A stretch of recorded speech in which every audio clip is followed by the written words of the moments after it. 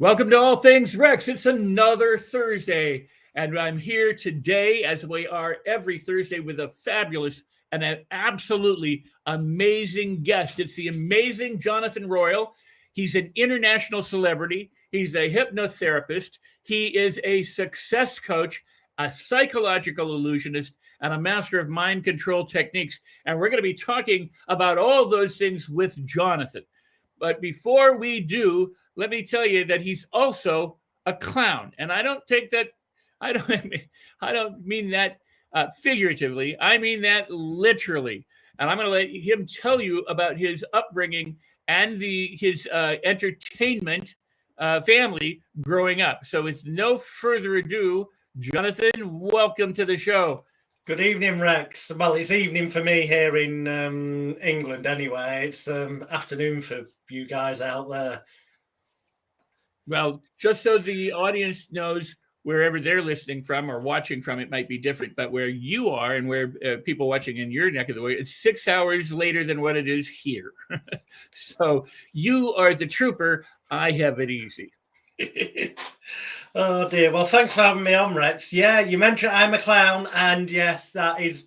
Well, I was a clown. I suppose you could argue I still am. It's just that I don't these days wear the red nose and the clown's makeup anymore. But I was born on the circus here in England, a circus called Gandhi's Circus, that in England for numerous times in the past has been voted the best circus show in England. And that was 1975. My parents were traveling, performing on the circus. My dad, a circus clown, and also did a yogi act, as they call it. So a bed of nails, lying on a bed of nails, going up a ladder of daggers, fire eating, and all those yogi kind of East Indian fakir stunts that you see the East Indian mystics do. He was doing that in the circus ring, and my mum was doing under the stage name Marianne Montana, a sharp shooting, whip cracking, rope spinning, cowgirl western type act. And that's the weird background I was born into. But for me, it was my normal, so to speak. And at the age of 3.5, I became Britain's youngest professional paid circus clown under the name Flap. So it was Flap the Clown for me, Tizzy the Clown, my dad's name, because there's a saying, certainly in England, when people get panicky or mithered or confused about something, they're all in a tizzy. And some people also say sometimes, oh, they've got a right Flap. So it was Tizzy and Flap, the clowns. And I grew up doing that, and that kind of set me. It was that set me on the performance journey, but it was that set me on the personal development journey as well, bizarrely, because I'd go to different schools as we travelled around with the circus, and ultimately, the vast majority of the time, I was a target for bullying because I was perceived as the odd one out. I was the circus kid, the stranger, and I was being featured in the national media and on TV, and so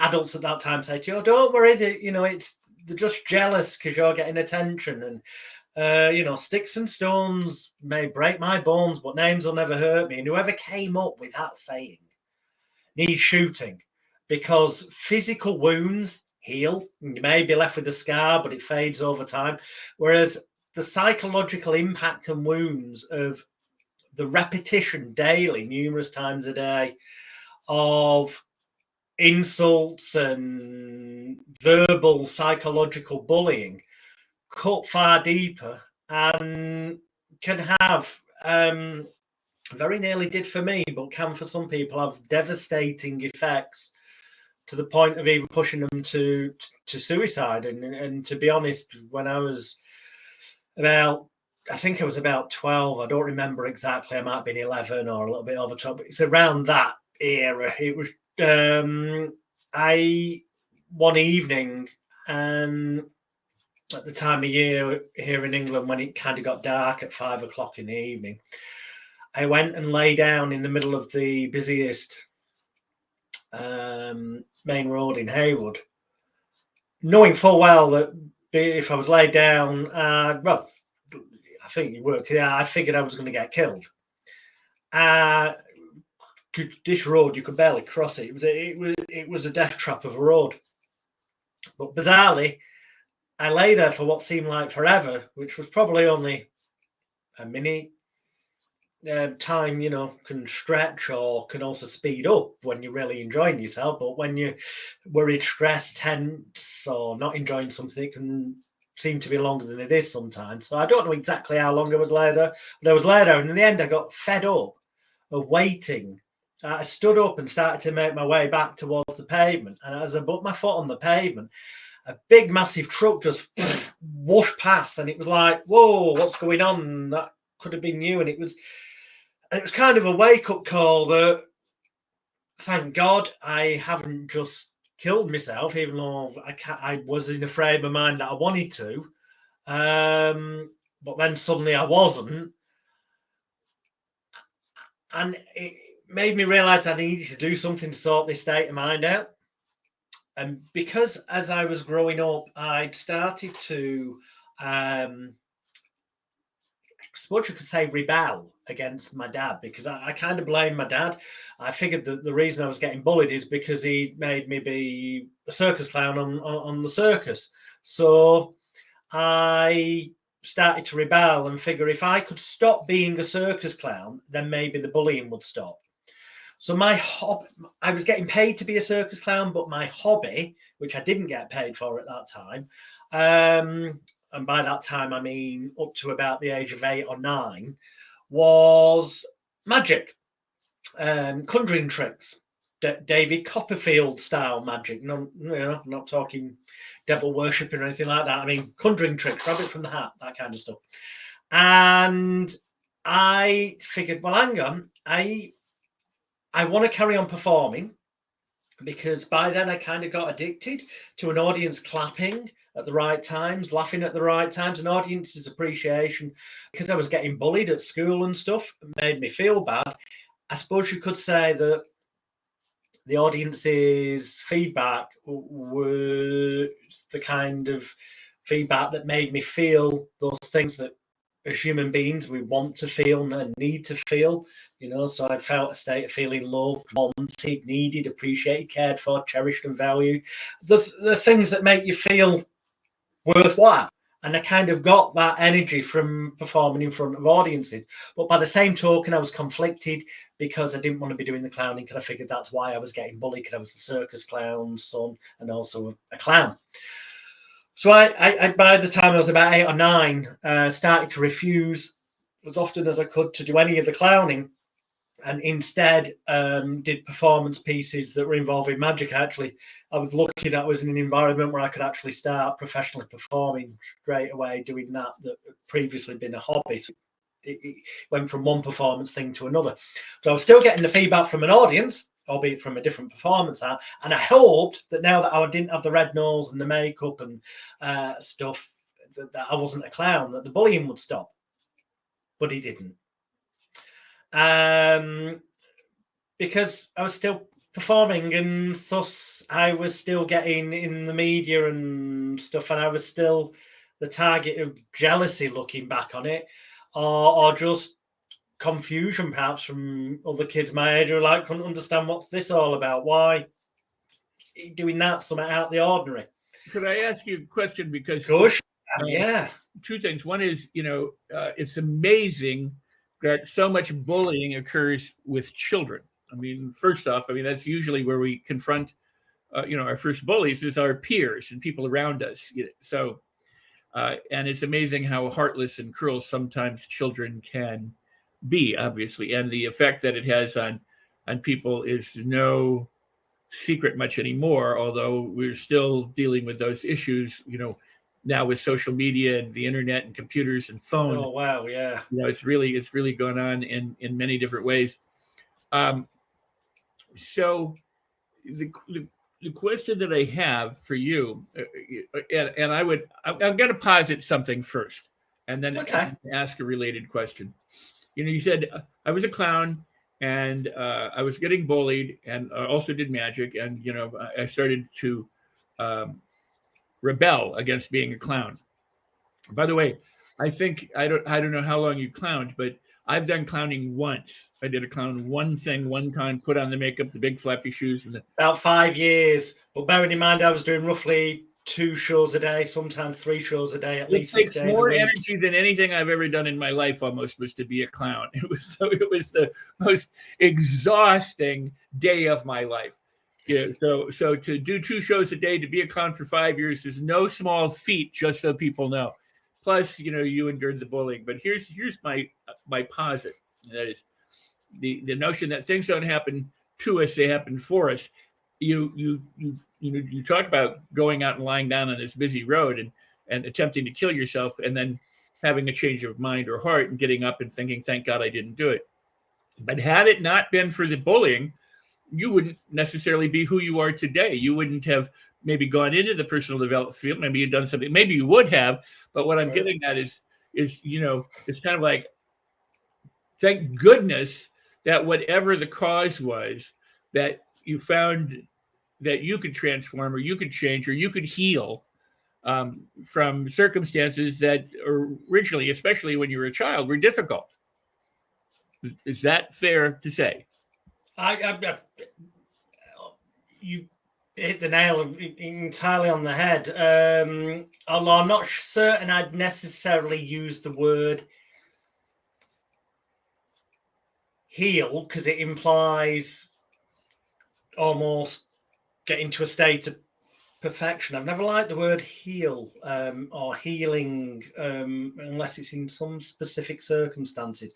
Because I think that even when we've kind of overcome massive obstacles in life, I think there's still, to some degree, daily, we have to, although it can end up happening on autopilot, fortunately, through repetition, but to some degree, we have to continue working on ourselves. It's not like put something right. I think the word heal implies you put something right and then that's it.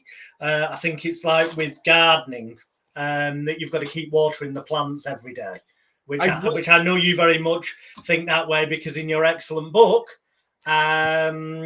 it does kind of make a similar analogy to that. Well, I'm really glad that you say that, because I do think many people get the idea that I'm going to do something. I'm going to do a program, a workshop. I'm going to go to a hypnotist. I'm going to do something. I'm going to go to church, and I'm going to be radically transformed so that I no longer have any problems, any issues, anything, instead of understanding that we have an incredible journey in life as a process. So it doesn't mean if you're healing that you're healed and that it's all done, but that you're in the process of healing. Yes. We're in the process of living. We don't. I like that word process far, far better, because it's continual. And it could be that you're on a fantastically level playing field when you've got yourself right for weeks, months, maybe even years. But as sure as eggs is eggs, as my old grandmother used to say, there will be a time something unexpected will happen again in your life at some point. Maybe a loved one passing away unexpectedly, losing your job, massive. There'll be something that knocks the status quo, and if you haven't kept watering the plant, so to speak, keeping yourself positively framed, if you just went into that, I've sorted it and now I can just get on with life kind of attitude, then the chances are it will knock you back negatively, more so than it needed to. Whereas if you keep watering the plant, positive affirmations is one example, but affirmations on their own, as you well know, and not enough. You do have to take action yourself and do things in the right way. But yeah, it's a constant thing, and I was fortunate. I agree, I suppose, that without those experiences, I wouldn't now have the frame of mind I do now. Albeit that obviously the next step was that from there I had to work out, what do I do? Because this killing myself malarkey didn't work. I couldn't even get that right, type of thing. And it was by sheer fate, or maybe some may say it's the fact that I started focusing on trying to find a solution, that maybe my reticular activating system, the RAS, maybe started looking for the opportunities and the answers. But the way I remember it is that I used to go into the adult library section of libraries when I went to them, because the magic books they had in the kids section they're all basic and fine for kids. Now, I was a kid age-wise, but I'd had private tuition in magic, and by the time I was 12, I was doing really complicated sleight of hand. I was doing an act producing doves from silks and things. In America, there's a gentleman that listeners, viewers may have heard of in the past called Lance Burton, who did a dove production type. I was doing that kind of thing, nowhere near as well as Lance did, I've got to say, but I was doing that kind of thing. And so I was looking at the magic books in the adult library. And lo and behold, and it's still the same to this day. So I was 12 then, I'm 30. I'm not, I wish I was. That was a Freudian slip. I'm 46 now, 47 this August. So it was a lot of years ago. But it's still the same with the way they label up books in British libraries, at least. Where the sports and pastime section was, which is where they had the magic books and conjuring books and whatnot. To the right-hand side, the next shelf, was the popular psychology and self-help section. And I'd never noticed this before. And I'm getting, I think it was Walter B. Gibson's illustrated book of close-up magic, a big, massive book of sleight of hand techniques off the shelf. And as I'm pulling that off, my eyes were drawn to the right. And I saw the spine of this book, and it said, How to Win Friends and Influence People by Dale Carnegie. And I thought, whoa, this is a sign. Because immediately I thought, if this book teaches you how to win friends and influence people, surely that means there's stuff in there that can stop me getting bullied when I go to these, to school. Because I'll be able to influence people, stop them doing it, and win them over as friends. Got it, read it, started to try out some of the stuff. And unfortunately, sorry, just slightly itchy ear there from the earphone. Unfortunately, I soon discovered that what works with adults doesn't necessarily work with children. That was the first lesson I learned. The second thing I very quickly learned is that despite it says in that book that a person's name is to them the sweetest word in the English language, or their language, obviously, that there's two major omissions in that book. Number one, that, again, doesn't particularly work with kids. And number two, it doesn't actually work that well for adults, except maybe in some sales scenarios or business scenarios. But in everyday life, if you go into a liquor bar or or a public entertainment venue, and you meet somebody you never met before, and you find out their name, let's say they're called Michael, and then every sentence you throw, yes, Michael, this, or what's actually likely to happen is you're likely to get punched in the face. Well, let me ask you something. I want to do two things. One is I want to pause for a second, because I want to remind viewers, because I did not say this, that you can leave comments and you can ask questions of Jonathan while we're on the show. So if you're watching from Facebook Live, the Facebook Tribune page, you can actually ask. There have been comments that have been showing up on the screen from viewers, but if you have a question for Jonathan, you can also ask the question. This is also available in replay. So I encourage you to share the show with people if you want to invite people to watch live while we're here. But otherwise, also help share the show and like the show and do those things that people can see. My fabulous guest today, the amazing Jonathan Royle. Jonathan, let me ask you this. I mean, or let me comment about the name thing. You could call me anything. I've told people for all of my life, you can call me jerk, you can call me for whatever. I don't care. It doesn't really faze me that much. If you use my name in a conversation, I didn't pick it. That I'm aware of. They gave me that name, so it's just some label that somebody stuck on me as a kid. Mm-hmm. That said, I would submit that one of the reasons why, and it could have been a cultural thing at the time, but one of the reasons why we're taught to say the name is to pay attention to the other person.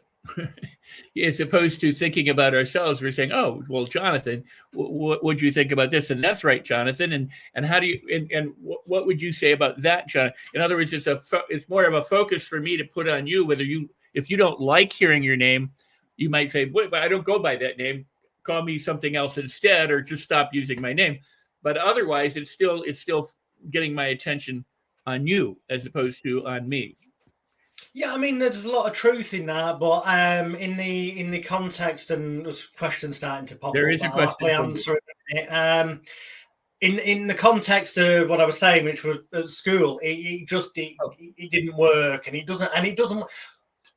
My message is that a lot of stuff in, I'm going to call it a self-help book, How to Win Friends and Influence People. It's actually more of a businessy sales book, that particular one, but it still applies with self-help books as well. There's a lot of really good self-help books out there, but there's a few problems.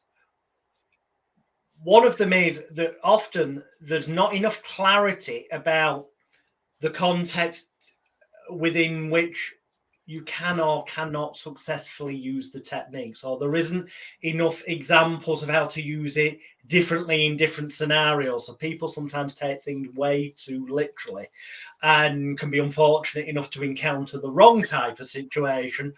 So they get a perceived failure too rapidly and give up too quickly because they come to a state of mind that it isn't going to work for them, where in actual fact it probably would do in a different situation.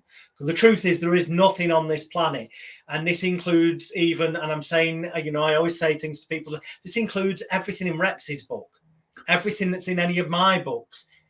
There's nothing that works 100% of the time with 100% of the people. However, and I'm going to say Rex's book again, it will work 100% of the time with 100% of the people in the right contexts, in the right environments, when they use the things in the right, with some applied common sense, unfortunately, I feel myself having to say, because common sense isn't quite as common as it perhaps should be. And also, obviously, going back to what you said before, people have actually got to get off, excuse the word, their arse, or the backside, the butt, as I believe they say in America, and actually start doing something, put things into action. So segueing, because we'll keep weaving in and out. Well, and I want to ask you a question before you answer the question. Because you are prolific in terms of self-help programs, videos, things that people can do at home, books, and that kind of thing. You're known as an NLP, or you're known as a hypnotist. You're known in all these different arenas, and as a coach, and you're effective in what you do. So I mean, what do you recommend to people? I mean, and I know you're doing this, but how do you recommend to people that they get over some of those things that they otherwise, would live with? They may not get over it. Let's go back to the process of healing. I'll get it to a level that it doesn't bother them in the way it once did in the past, and allows them to move forward more freely. Yeah, I mean, what I would say is, and this is going to sound really counterproductive, because I'm sure the viewers and listeners will think, well, hey, this is the perfect opportunity for Jonathan Royle to now pitch us one of his products and tell us stuff. And that's exactly what I'm not going to do.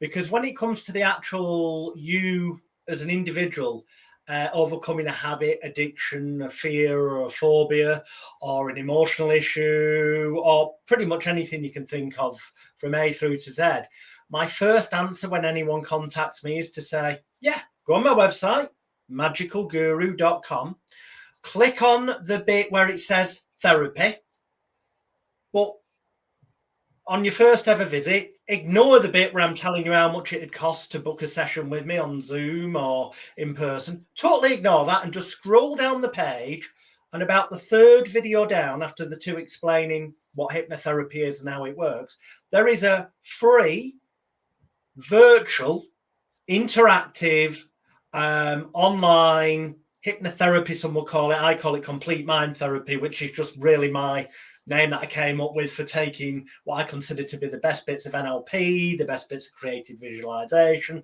the best bits of suggestion therapy, aversion therapy, pros and cons, literally every type of psychological talking therapy you can think of. I went around and found the bits that resonated with me and helped me, took them all and then put them together into this sandwich, if you like, of techniques. And I put the session together in a way where I don't say anyone's name. So I'll say, I'm talking to you now, visualize in your mind's eye. It goes through various things. And everything's structured so that you are able to fill in the blanks as you go along.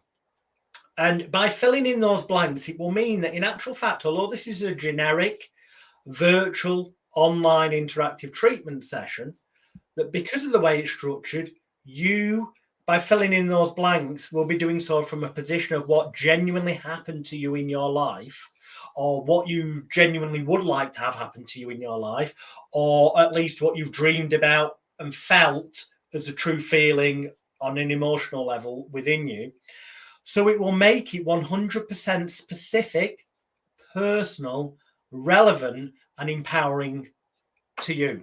And it's structured so that there's a section where you do a visualization with a television set, and you see an image of yourself in the past as with those problems or issues that you want to say goodbye to forever. And we go through what in NLP they call altering the modalities, but we turn down the volume and the brightness, and we make the image fade away, and then you turn off the television set, and then you unplug it from the wall, and then you destroy it so it can never bother you again like it once did in the past, in the most dramatic, bizarre way you can. So I'll give you examples, like maybe you want to use a chainsaw and slice it up, or maybe you want to get a massive plane to fly over with a big bomb and drop it on the TV. It's so that you get a mental image that is bright and vivid and a bit crazy, because the crazier and mad it is, the better, because that will also elicit an emotional connection.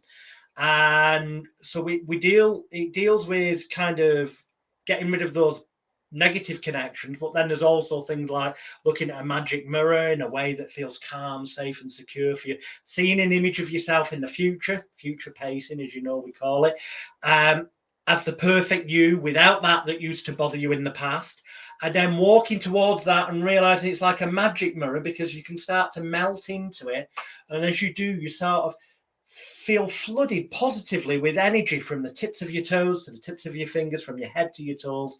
And it's like you're putting on a suit of armor, stepping into that perfect you in the future. So we do some like future pacing work in there. And we also do things with measuring sticks in the mind eye for confidence and willpower, self-esteem, and a whole bunch of other stuff. It becomes self-explanatory when you look at it. And it's completely free of charge. And the vast majority of people who contact me asking for one-to-one treatment, I send them to that page, the therapy page. I say, look at that video, do what it says, and then if you do want to invest anything, invest a minimal sort of $20 in the audio MP3 backup thing. Listen to it every day for 28 days, a lunar cycle. It takes 28 days for something to become kind of fully formed, habit-wise. And that should be all you need, as long as you take action. And here's the thing, what I found from experience is the people that it doesn't work for are the ones that don't do the process for the full 28 days. They give up part way and they don't fully commit, not surprisingly. So the key is to do something, whether that's and do more than one thing as well. You do that and you may feel fantastic from it afterwards and it improves your life immensely. But the thing is, it's not going to be a cure-all for everything. It will have positive repercussions, because when you feel good in one area, it gives you more positivity and confidence in all the other areas of your life. Of course it does. But it's not a journey that should stop then. And it's not a journey where you should ever find yourself just one guru. I don't like the word guru, but I'm using that because it gets thrown around. You should have, and neither should you get addicted to seminars or buying products either. There should be a happy medium. I'm going to say a magic figure to me is always to have like half a dozen people that I kind of at any one time will be studying books of or programs of, and they will change during the course of my life, have done, who those 6 are. But I always want differences of opinion as well, and that's a piece of advice to viewers and listeners. Don't allow yourself to just blindly think that because somebody is a perceived authority figure and just because they've been successful with other people doesn't necessarily mean that what they offer is 100% right for you. It very well could be, but it might only be 90% right for you. You might need to get that other 10% from some other source, somebody else. And also, it's very healthy, I believe, to be open to differences of opinion. Otherwise, it can have a negative effect on all areas of life because, as we may talk about later, the media is a prime example. If you start to believe the message is all from one direction, you will just get bogged down in stress and depression and stuff. So do something. It doesn't have to cost anything, as I've just said. And it doesn't have to cost, Rex will kill me for saying this, but this applies to my books as well. Okay. If you've not got a lot of money, that doesn't have to be a barrier to actually getting people's books.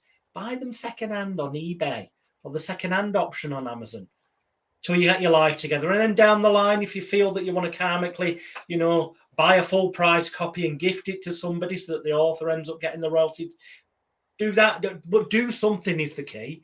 I keep seeing over here. I want to answer do I think mental health? I want to go back to that, but I have to take a pause right here. Okay, before I do, I just want to say that one of the take advantage of what Jonathan has just said. He has his free offering, and if you do what it says, if you follow the instructions, you're guaranteed. You're guaranteed to have some results that you're going to like and that are going to blow you away. So. Thank you, Jonathan, for saying that. We have to take a moment here for the Los Angeles Tribune. So everybody stay tuned. Jonathan will be right back. And I want to thank everybody who's tuned in and watching. Jonathan is going to answer the question that was up a little while earlier. And thanks for your comments. Keep commenting and keep asking questions. And with that, we'll go to the LA Tribune now. Hello and welcome to the Los Angeles Tribune. Since 1886, our name has been a part of the world of journalism.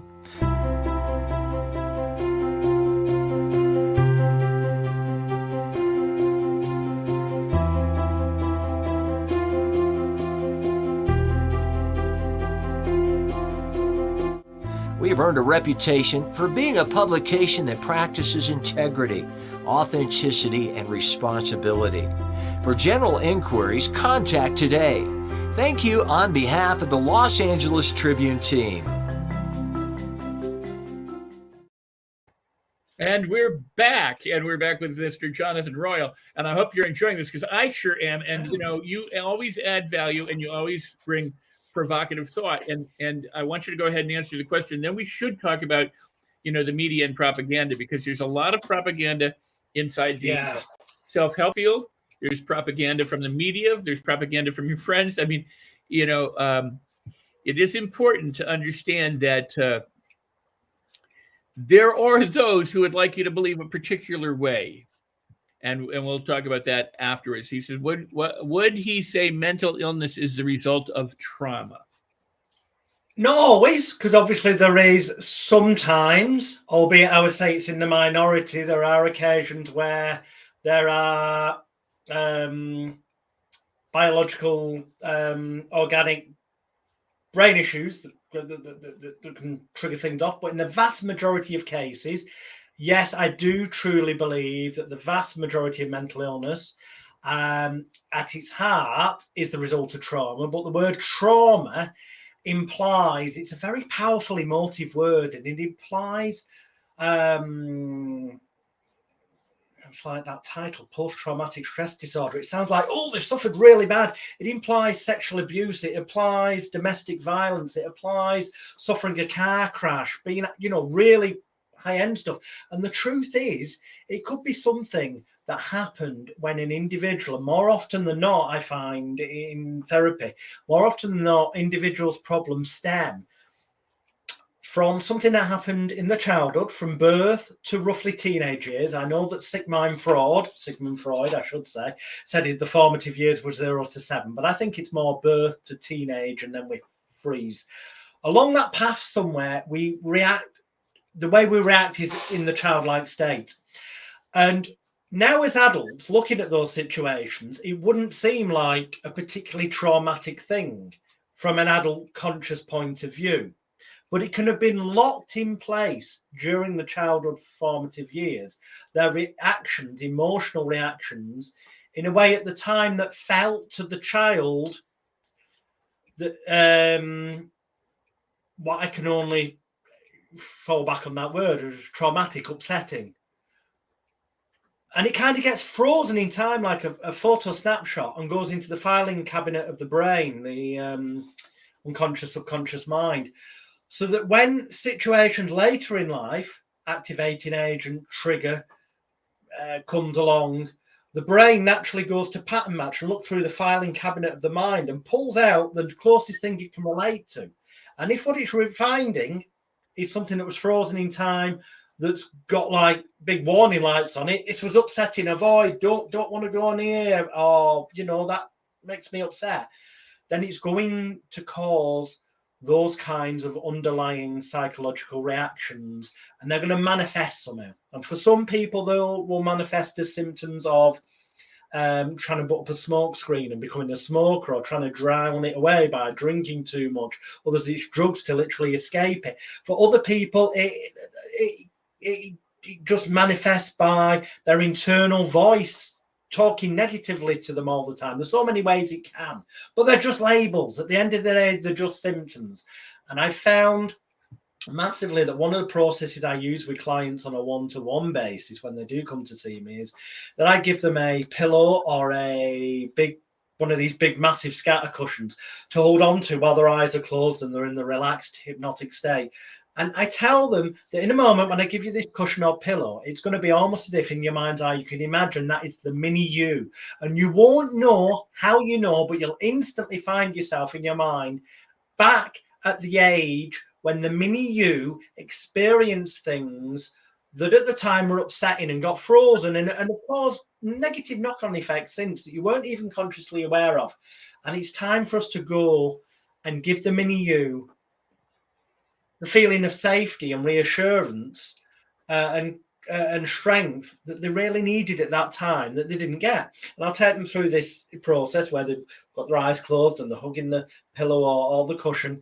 And then I'll tell them basically it's kind of an element of the Hawaiian love ritual, Ho'oponopono. I can never say it right, so I apologize for those who can say it right. And I'll get them to say to that inner child or imagine them at that time, I'm sorry. Please forgive me. Thank you. I love you. And then I'll get them to imagine the mini them saying the same thing back to them, kind of in the context of apologizing for having held them back in life. And then I'll get them to imagine, which is easy to do because they can sensory do it with the pillow and the hugging each other and saying, it'll be okay now. We're both free. And more often than not, this will lead to an emotional release. Some might call it an ab reaction. I prefer just to call it an emotional release of crying. But I always find without fail that the client feels like a massive weight's been lifted off the shoulders afterwards.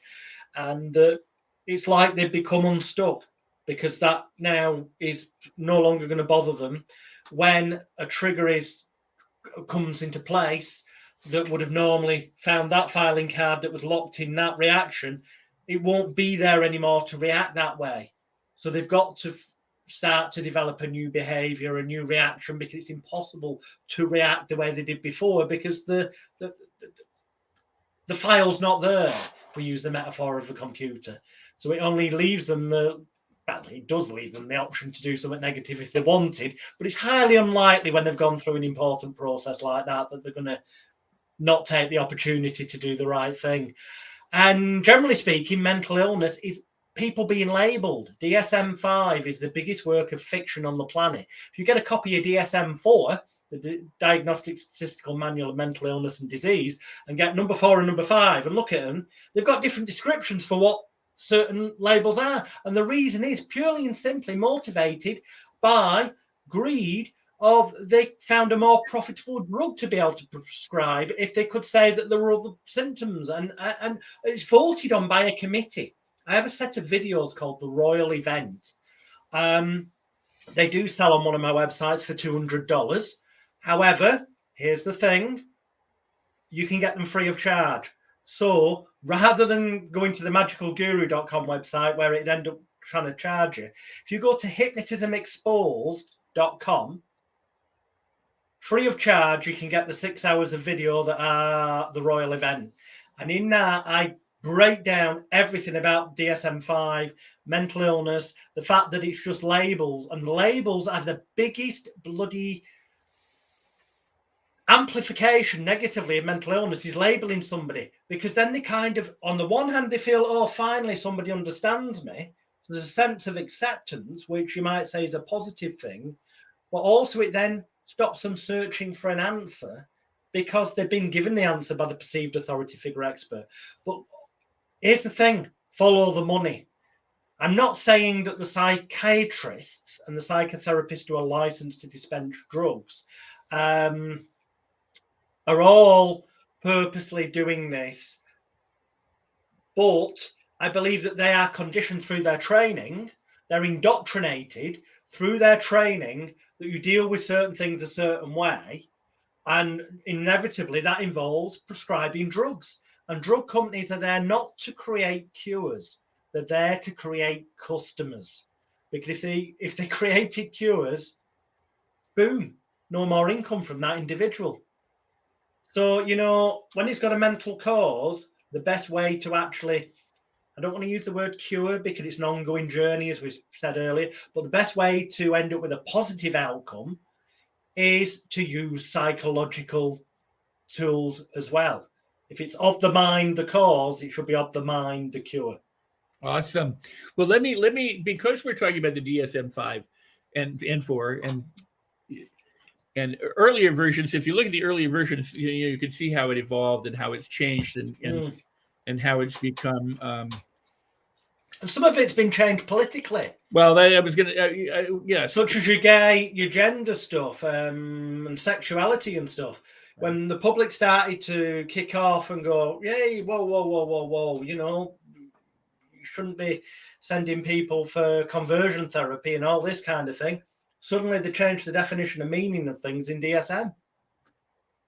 Well, yeah, and I mean, and as you rightly said, it's political and it's profit driven, and there's a whole lot of reasons behind it. Now, here's where I'd like to segue, because we mentioned about, you know, propaganda in the media. Yeah. But there's propaganda in the field of psychology and psychiatry and medicine, and, you know, and in banking and finance. I mean, as well as the media. So let's everything. Right. I mean, so let's turn our attention a little bit toward that, because I know that this is an area that, you know, concerns you greatly, and I appreciate everything that you said. I love talking with you, and I'm glad that you're on the show, and you're adding so much value to the guests, the people who are watching and listening. I said guests, but I mean the viewers who are watching and listening. So thank you. No, thank you. Yeah, every single area of our life and every industry as well. In terms of, let's look at industries first. So yeah, self-help industry, plumbing, entertainers, celebrity, it doesn't matter. Every area of everyday life, career choices, whatever. There is elements of propaganda because society as a whole is structured by the powers that be. And who those powers that be are, I'm not going to go into now because I cover it in my documentary, Extreme Danger, Extreme Hypnosis, which you can watch free of charge at magicalguru.com by clicking on Extreme Danger, Extreme Hypnosis. But the people who truly control the world, and this is an invisible government. I'm not on about prime ministers or presidents that you can see. I'm on about these people are hiding the shadows. They pull the strings. They tell the media what to print. They influence every policy. They're more powerful than the people who sit on the Trilateral Commission and Bilderberg groups and all this, that, the other. These people steer society so that they can remain in control by making the vast majority of human beings who fall for it aspire to always want more. That the grass is always greener on the other side type of thing. So they want more money, they want a better car, they want designer clothing, and the messages they get through the media, television, films, also, you know, the celebrities on the red carpet. It's all about creating this desire in people that they want more, they want what they see, so that they will spend more money and end up borrowing money. Quite often people getting into debt so that they can feel that, you know, they'll live in places where the mortgage is costing them so much they've got very little money left to pay for food. They're going to food banks and charities to get food, but it's all been engineered that way, because then these people remain at the bottom of the ladder, so to speak, and the real powerful people, yeah, there's different levels, but the majority are at the bottom because of the way society is. Then you've got people who are the managers and the people who employ them, they're above, and then you've got your millionaires, they're above. But everything from birth is about controlling people. Example, you go to school, okay, and unless you come from an incredibly wealthy background where you go to a fee-paying private school and such like, where you do get educated, as it were, fully specifically to you as an individual that's best for you. Generally speaking, you go to school and you get taught things, and then you get put through exams, and you get rewarded when you correctly answer the questions by recalling what you were taught and repeating it. So what you're getting conditioned, indoctrinated into through the education process is to listen to authority figures, listen to authority figures, take on board what they say unquestionably, store it in your mind, remember it, then recall and repeat. And you're getting conditioned. And the repetition of this then makes you do the same when you go and get a job. Do what the boss said. And once you've left school, you're in a state of mind where you are effectively a sleepwalking zombie.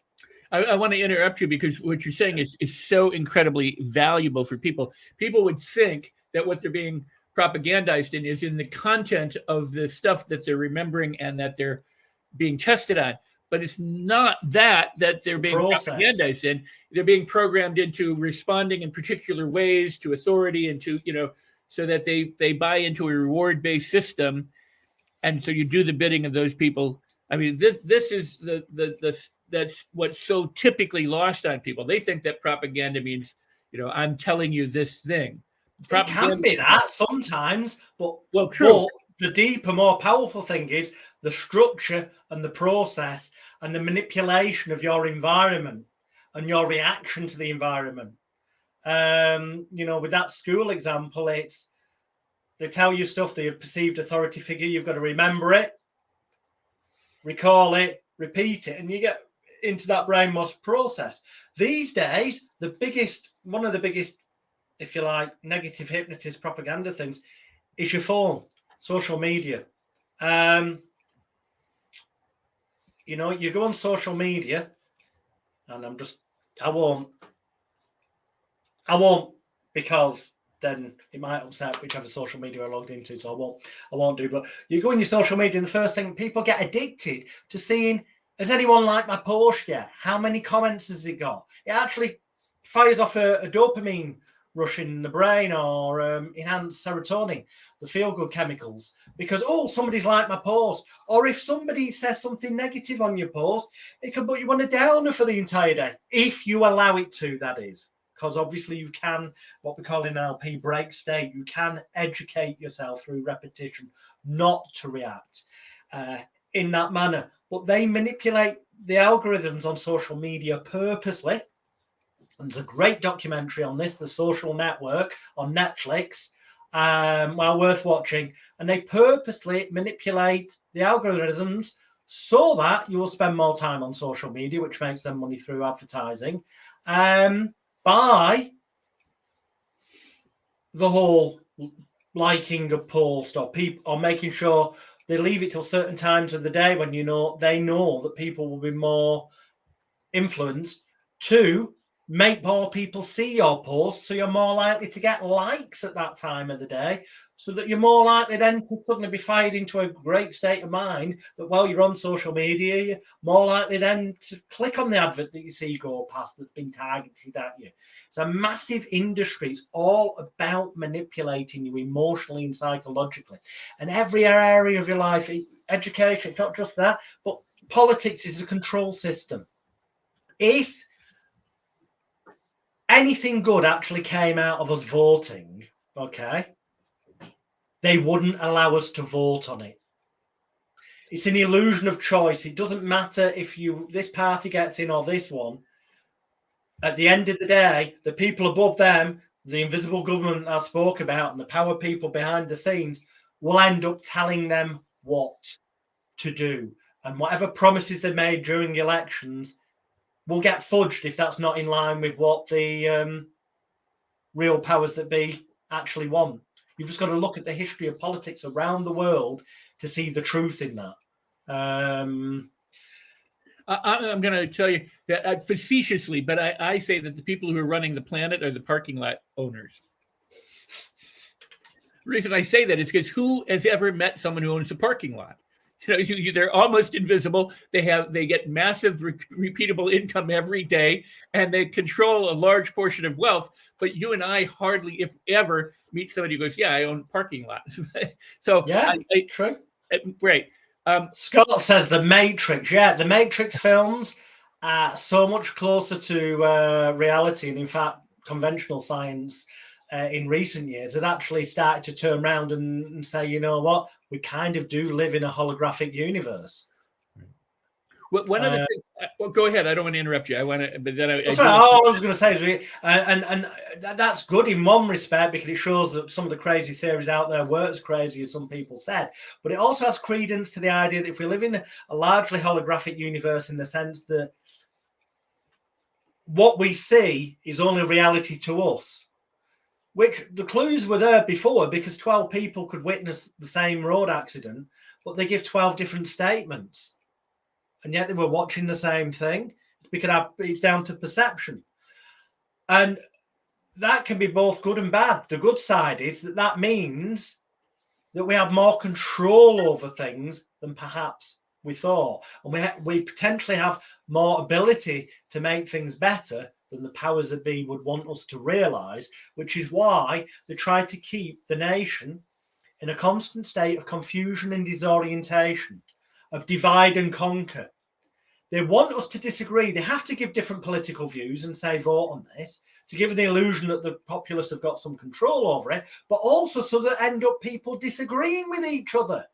Because if people were in harmony together, they will be more difficult to control.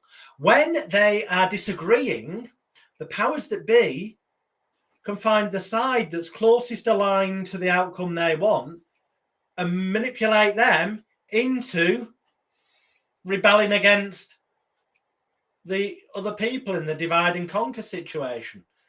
It's the same with wars.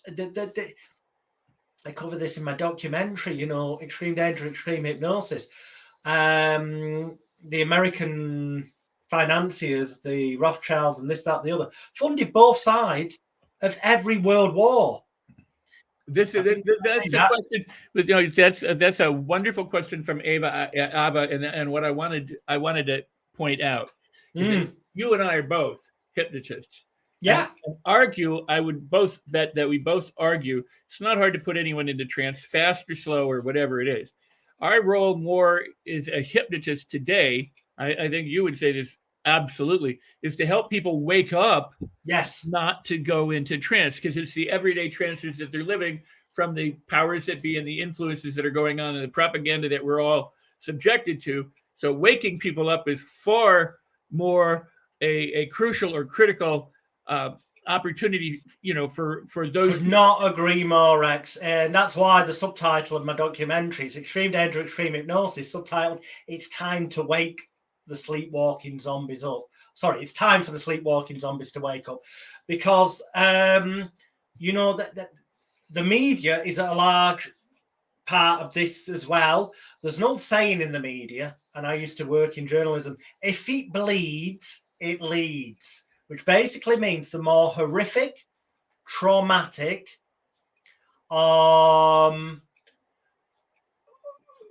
criminally insane, war-related, blood-related, the more horrible the story is, the more likely it will sell newspapers, so it goes on the front page. It will take precedent over something that will be a nice, uplifting story, because it's about profits. Also, it also has the benefit of helping to instill fear, and I would argue also helping to put people into kind of the freeze state of fight, flight, and freeze. The fight, flight, freeze, or shite scenario is caveman meets dinosaur. I know that's not historically right before people write in. It's just the way I tell the story. I know cavemen, dinosaurs, different time area, but caveman sees dinosaur and suddenly he's frozen.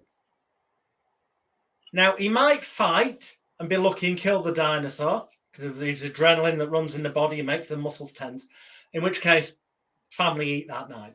Or he might suddenly think, this dinosaur, who I have no chance against, so I'll run like the clappers, and because of the muscles being tense, manage to run quicker than normal and get away to live another day. Or he might shit himself, excuse that, but that is actually part of the process, because the idea was it's a natural bodily function, so that hopefully the stench would make the dinosaur want to move away itself. Or quite possibly, and this happens more in everyday life now that we don't have dinosaur situation, freeze state can happen, which is that kind of cat in the headlights moment of, shall I run? Shall I stay? What shall I do? Shall I run? Shall I stay? What shall I do? Shall I run? And it just becomes frozen to the point that quite often it's then just pushed aside and they try and carry on with everyday life. But there's a part of the mind still running this, shall I run? Shall I hide? No, I don't know what to do. State of disorientation and confusion that can ultimately will end up manifesting as stress, either psychologically, emotionally, physically, or a combination thereof. And as has been clinically proven, stress that remains long enough can cause negative organic change in the body, aka illness or dis-ease, disease. So this is a very serious thing, and the media, the biggest piece of advice I could give anyone today, other than saying please do go and have a look at, that's it, Woolly Mammoths. Yes, thank you, Scott. I just always say it with cavemen and dinosaurs, but I'm glad you're paying attention. Good man. Yeah, obviously go to magicalguru.com, click on where it says Extreme Danger, Extreme Hypnosis. Watch my 1 hour, 45-minute documentary. I cover politics, religion, the media, even, the shopping and the high street. Everything has elements of psychology and emotional manipulation used in it to control and manipulate and control you. And it's where that phrase "follow the money" comes from, because generally where the nefarious manipulation comes in is because people want to take either control over you or they want to take money off you, or a combination thereof. And because it's happened from birth and your parents got so conditioned to it, they're blind to it. You're blind to it because you grew up with it. You take a couple of steps back, invest an hour and 45 minutes into yourself to watch the documentary. Some of it, I guarantee, you'll sit there and you'll say to the screen, that's nonsense. And you will say it at the time. But when you say it, realize that as you're saying it, you feel a bit conflicted inside as you say it's nonsense, because deep down, what will be manifesting is what's known as cognitive dissonance. This thing that deep down in your heart, in your gut, you'll know what's in that documentary is true. But because to admit that, you have to admit you spent so much of your life being programmed, conditioned, manipulated, and controlled. And others saying, part of me is scared to wake up. What does one awakened person do? One awakened person does nothing more than enjoy their life from a position of being able to ignore the propaganda of going, you know what? I'm not even going to buy a newspaper, let alone read it. I'm going to control which sources I look for my news. And I'm also going to make the intelligent decision of looking at least two different differing opinions. I will look at a mainstream media opinion, but under controlled. It's free these days online. Don't waste money. And know that there's going to be the majority of it from the mainstream media will be lies. There will just be a tiny element of truth. And I say that as someone who used to work as an undercover journalist for newspapers, and I saw it from the inside. And I cover this. In fact, I've got an entire website called circusofthemind.net.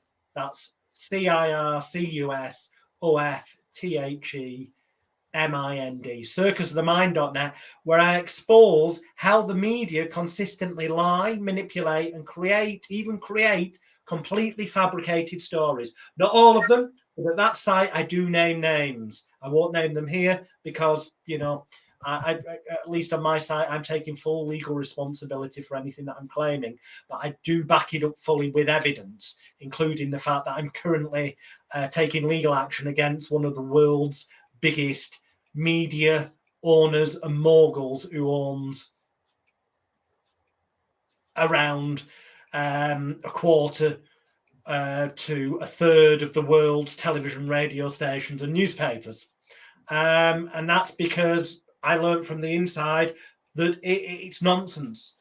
They're not interested in reporting the truth. What they're interested in is controlling people for their paymasters above them, who want to keep people subdued and under control. And when you realize that, then you will move away from the negative programming. And the same with your television set in the corner of your living room.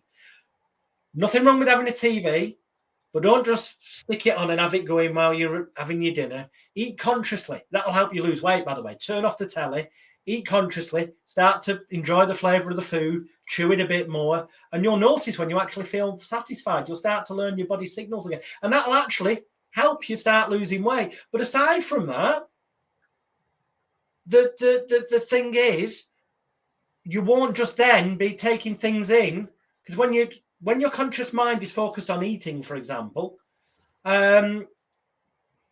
also it gets so involved emotionally, because there's emotions connected to eating, that your critical faculty, analytical area of your mind, so-called gatekeeper, the doorman as I call it, can be distracted by this because of the it's my favorite food or whatever, or I'm really then all this nonsense that's coming from the telly isn't getting a critical filter. It's just going in, and it's no wonder people end up feeling depressed, feeling down, or despondent, or like there's no hope. Take control. One of the easiest ways to take control is to go, you know what? I will choose what is on that screen. Record programs that you actually truly want to watch. And then when you do, and maybe leave it a couple of days without watching any telly, so you can get a bit of an archive of stuff you've recorded. And then as you're recording stuff, you'll always be a bit ahead.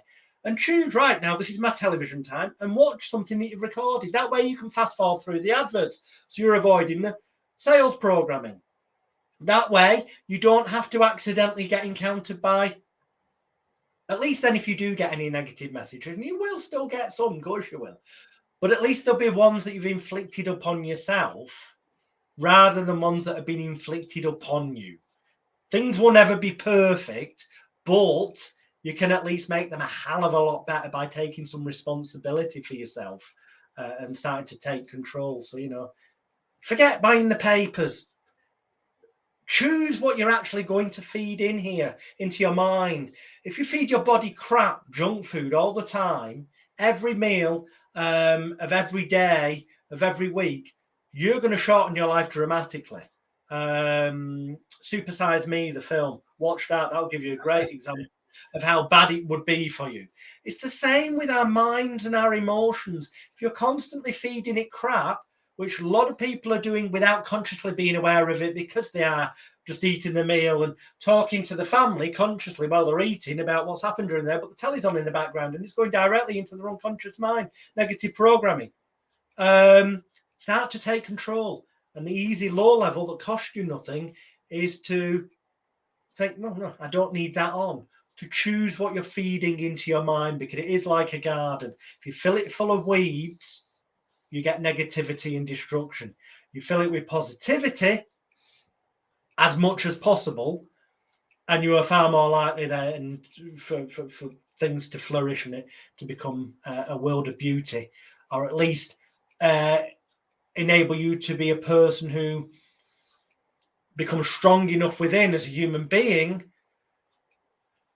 to perceive things with beauty and positivity. Because at the end of the day, we do create our own realities. Awesome. I so appreciate you. We are out of time, but you have added so much to the awareness to this conversation, to this topic that people can investigate. They need to go. You've given us 3 different websites. So if they've scrolled across the bottom in some cases, but if they need anything else, they can always go back and rewatch this program. Indeed. Plus, they can share it. They can comment on it in the replay. They can like it. They can do whatever in terms of how they can get the word out and how they can and please do, if you go to magicalguru.com, across the top there's all the links to my different social medias. If you connect up with me on Facebook and where I will have this video shared, obviously when the replay is there, if you comment underneath the video, I will. If you've got questions, it might take me a day or 2 to see them all, but I will happily respond back to people. So I want to give you your closing words. You take a couple of minutes and whatever you would like to leave people with. I want to give that to you, and then when you're done, we'll say goodbye, and then I'll close out the show. But thank you so much for this. This is a very thank you, Rex. I think I'd like to leave people with this thought. Obviously, there's the documentary you can go to at magicalguru.com and click on Extreme Danger, Extreme Hypnosis. And there's a whole bunch of free stuff there as well on the tab that says free stuff. To discover the truth about how the media lie to you, it's circusofthemind.net. And for those free videos about mental health and the placebo effect and whatnot, it's hypnotismexposed.com. But just remember this. However much sometimes in life you may have that imposter syndrome where you don't feel good enough or you doubt yourself. And this is a rather crude way I'm going to say it, but it's true. And hopefully it'll create a mental image then that it'll stick in and motivate you. There's 2 things to remember. Number 1, comfort zones are never good. You would think that people would do things to get more pleasure into the life, and they don't. What people are more likely to do is do whatever they can to move away from severe pain. So actually, the best way of moving forward in your life is to leave your comfort zone as much as possible so that you feel some short-term pain, and I don't mean physical pain, it's just short-term uncertainty. But as long as you've already planned it in advance, keep it short and simple and think it through, kiss a tit. Think it through so you've got a plan, because loads of people, nobody plans to fail, but many people do fail to plan. And you do things such as go and get Rex's book, okay? Go Amazon, get his book. It'll tell you in there how to map out your plan. And to do that, you will have to leave your comfort zone. And because you're going to have to leave your comfort zone, make it as painful as possible for you to remain in the comfort zone. And that way it will push you out of the comfort zone. And the other thing to remember is this. We are all, generally speaking, the same. We all piss and shit the same. I'm sorry to be crude and vulgar, but the fact is even the Queen and presidents and leaders of everywhere in the world have to go to the toilet for number 1s and number 2s. Nobody's better than anyone else. People act as though they are sometimes. And yeah, don't get me wrong.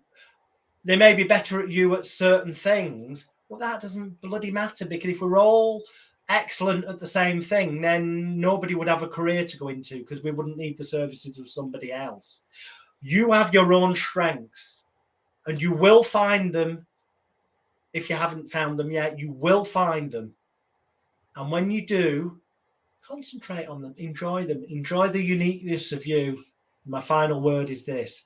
There's only one person you should ever do a take action hypnosis recording. Effectively, there is one free, that virtual session on the therapy page of magicalguru.com will do exactly that for you. You've got to take action. The only person you should ever be in competition with is yourself to become an even better you. It doesn't matter what your next door neighbour's doing. It doesn't matter what the other person at work's doing. You, because you're special. You're worth it. It doesn't matter what other people are doing. As long as you know within yourself you're giving your best.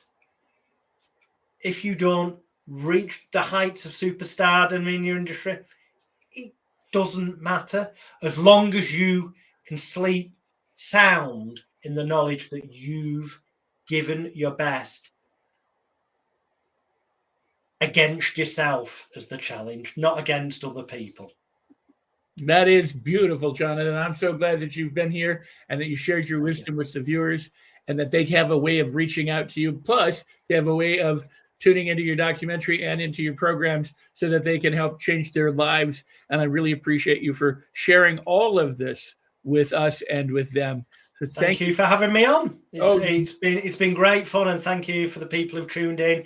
And in advance to anyone else watching the replays, please share it far and wide. And don't forget, also, aside from the stuff I've said, it'll all be a whole bunch easier for you. If you've not already got it, you should have done by now if you've been watching Rex's show. But if you haven't already, go to Amazon, type in his name, get the book, do it. Thank you. I love you. Thanks so much for that. I will see you in a couple of minutes, but thank you as I close out the show. Thank you, everybody. And thank you, everyone, for there's my book. That's awesome. Okay. Well, take the book away for a second. I'll talk about the book in a moment, but I want to thank everybody. I want to thank the people behind the scenes here at the Los Angeles Tribune who do so many incredible things to bring this show to you. I want to thank Mo Rock and the Los Angeles Tribune and Dr. Natalie Forrest for making this show possible so that I can have a show and bring such fabulous people like Jonathan Royle to you and into your own homes or wherever you are. So I'm very grateful for that. And I want to thank the Los Angeles Tribune and the team who supports this show. Thank you so very much. And I want to thank you for tuning in, for watching every Thursday at the same time, 3 p.m. Pacific, 5 p.m. Central, 6 p.m. Eastern, and wherever else is in your local time zone around the world. That is when we live stream. The show is recorded. The replay is available afterwards. We're on Facebook. We're on LinkedIn. We're on Twitch, Twitter, Periscope, somewhere else, and Roku TV. So be sure to tune in each Thursday for a new guest, a new show of All Things Rex Worldwide. And with that, yes, my book is Life on Your Terms. If you do go to Amazon and you happen to get the book, and you go to my website, which is rexsikes.com, you can find out about the programs that we have, ongoing programs. And right now, we've got the Neurolinguistic Programming Ultimate NLP Home Study course that if that interests you, you can enroll in, and it's absolutely worthwhile. But the book, if you go to rexsikes.com/book, take your receipt from Amazon for the softback or the hardcover book. Stick it in the box at that web address down below that's scrolling.